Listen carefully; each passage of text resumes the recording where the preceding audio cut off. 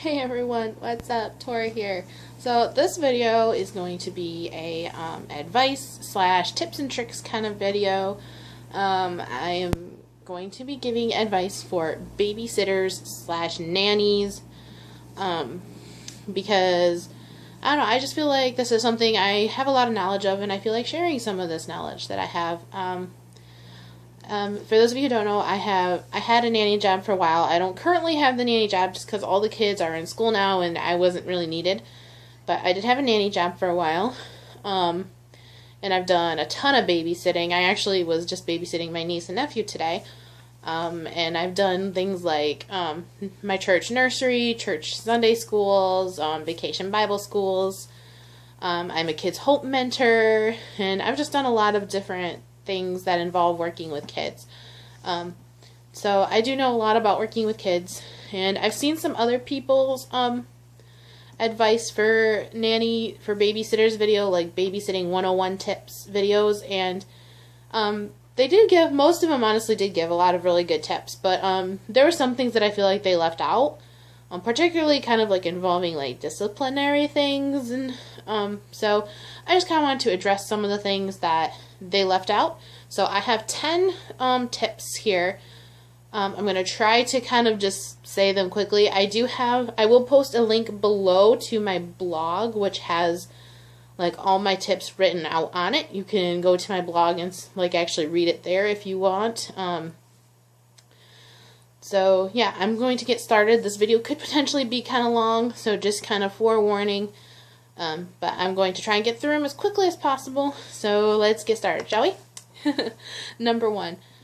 Most importantly, show the kids that you're taking care of, that you love them, care about them, and respect them. Kids respond the best if you treat them right.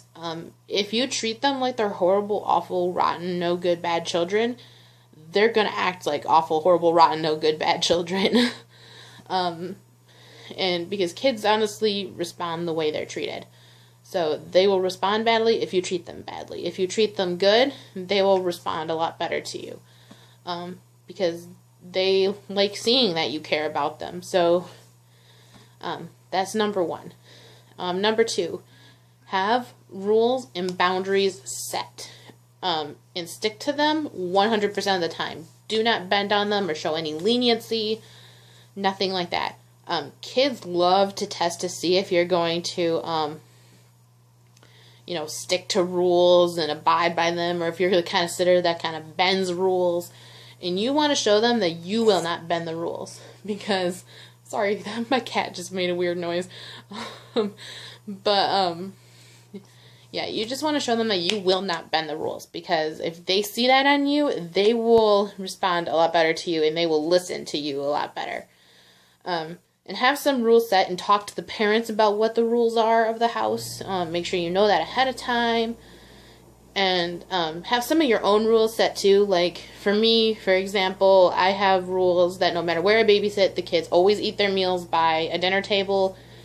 And if they're going to ride a bike or scooter or rollerblades or anything like that, they will wear a helmet despite if their parents make them or not. Because if they're in my care, they're going to wear a helmet because I want them to be safe. So just kind of like, little things like that. And, like I said, talk to the parents about what the rules are and stick to them, abide by them, don't bend on them. So, number 3 is know what you're going to do for discipline. Again, this is something you need to talk to the parents about. And ask the parents, what is it that you do regarding discipline for your kids? Because all parents are different about what they do regarding discipline. But also have something that you do yourself for discipline if the parents don't have something that they do for discipline. So for me personally, I use the timeout method. If you behave badly and don't listen to me, I tend to do a 3 strikes and you're out rule as well.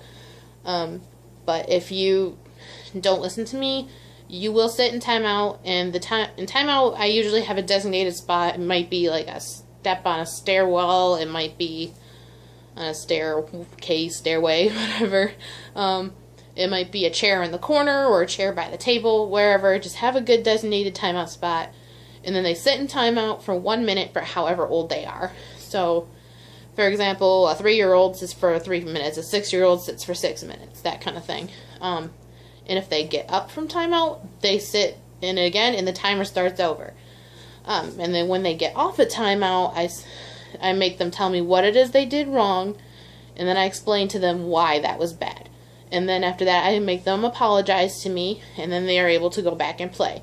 And that usually works very well for me, but that does not necessarily work well for all kids. That's why you do need to talk to the parents about what they do and what works for their kids. And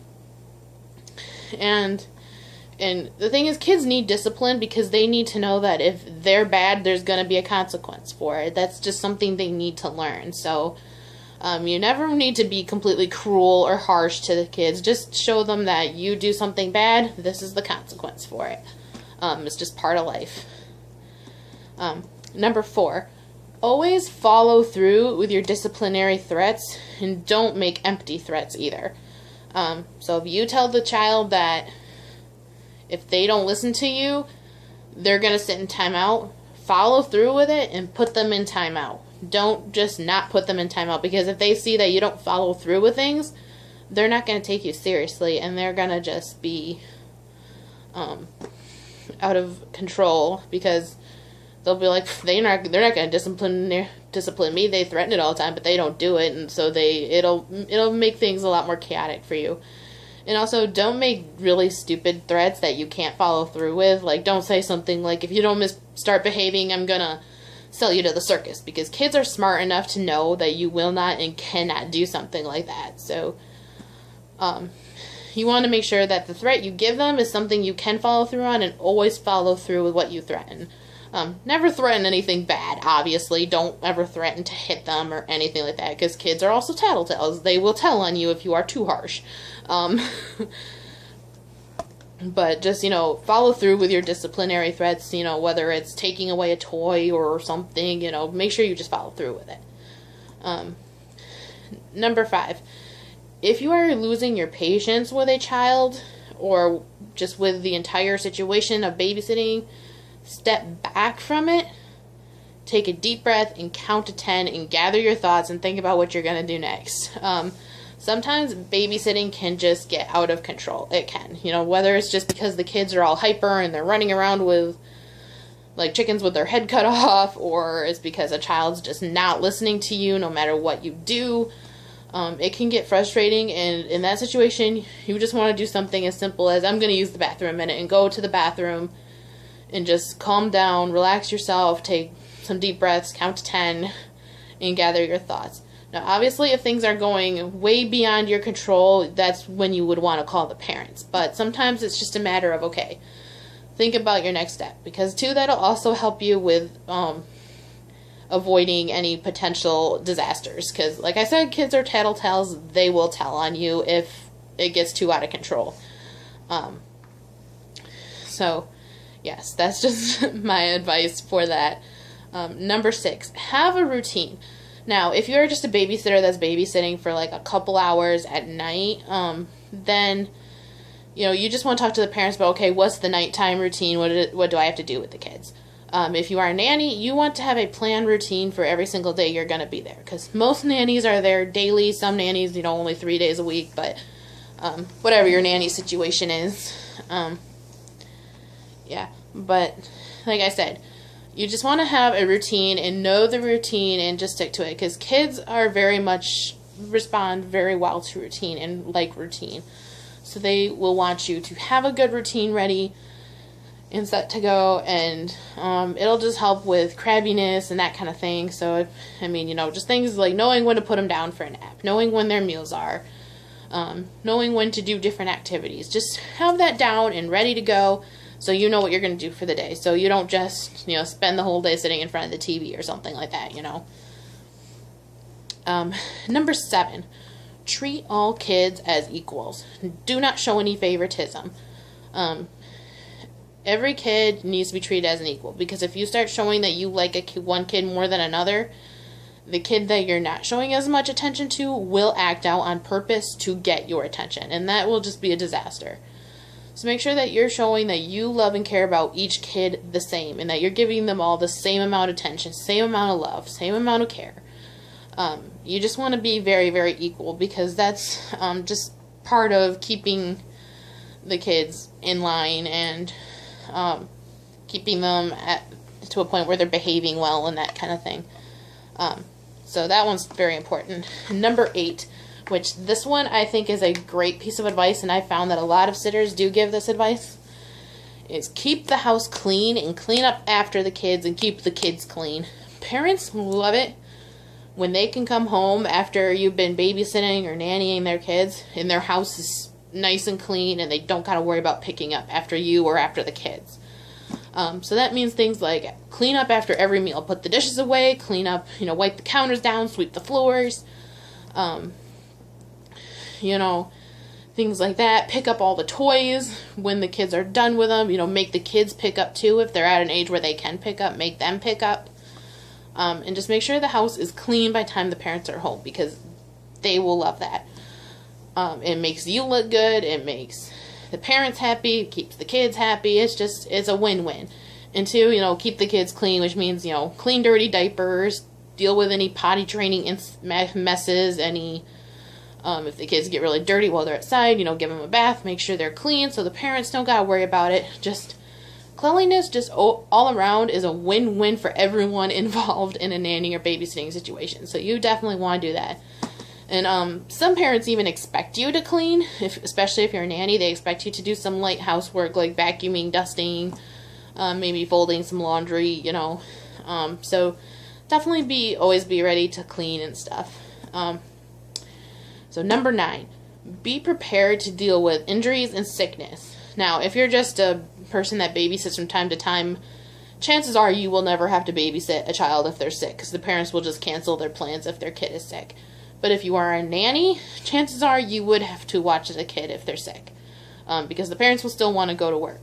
So that means be okay with dealing with sickness, which means be okay with wiping noses, cleaning up puke, giving medicine, checking temperatures, that kind of thing.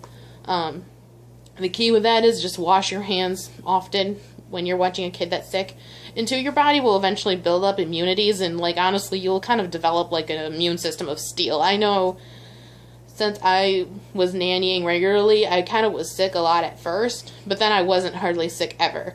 I haven't been sick in quite a while now, so, knock on wood. But, so you kind of will develop a good immune system the more you spend time with kids. So, and then as far as injuries go, the biggest piece of advice for that I can give you is take a first aid and CPR class.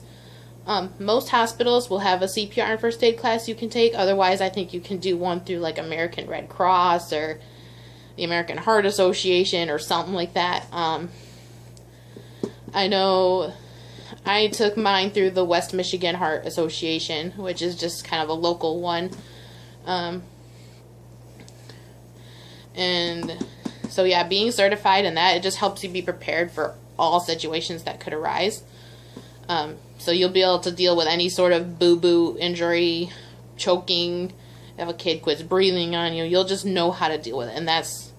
And be okay with handling that stuff. Be okay with having to patch up a scraped knee, or having to stabilize a busted bone until you can get them to the doctor or get an ambulance there. Be okay with doing CPR and the Heimlich maneuver if needed.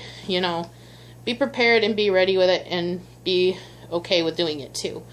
And also, again, remember that you can always call the parents if a problem arises that you would need to get a hold of them for it too. Number 10, my last tip is have fun. I mean, come on, that's gotta be obvious. Have fun with the kids. Play with them. I mean, honestly, when it comes to playing with a kid, go from being an adult to being a kid. Literally switch your mind into a kid-like mentality and just be able to play Barbies, Legos, dress up, whatever it is the kids are playing with, and just have fun with them. Remember that you are still the adult and the person in charge, and, be able to keep the peace and stuff, but still be able to have fun right along with them and enjoy yourself and be the kid's friend. The kids want you to be their friend, so be their friend. Be their friend and also still be the person in charge of them. That's the biggest thing. So, those are my biggest tips that I have for you guys. Like I said, I'll put a link in the description below to my blog, which also has all these tips on them. Probably a little bit more descriptions and stuff too. But yeah, that is all I have for you guys. Thank you so much for watching. I hope you found this video helpful and that you enjoyed it. And I will see you in the next video. Thanks so much, guys. Bye. Oh, and be sure to follow me on Instagram if you are interested in following me on Instagram as well. So thank you guys. Bye.